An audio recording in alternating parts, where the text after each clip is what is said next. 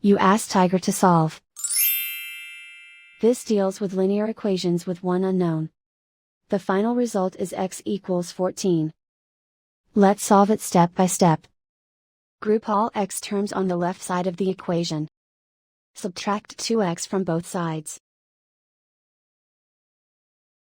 Group like terms. Simplify the arithmetic. Group like terms. Simplify the arithmetic.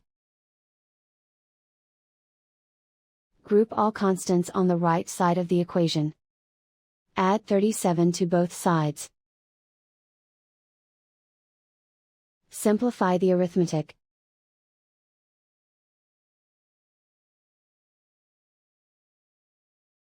Isolate the x. Divide both sides by 4. Simplify the fraction. Find the greatest common factor of the numerator and denominator.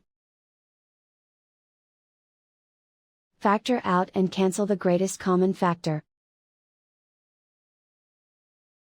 And so the final result is x equals 14.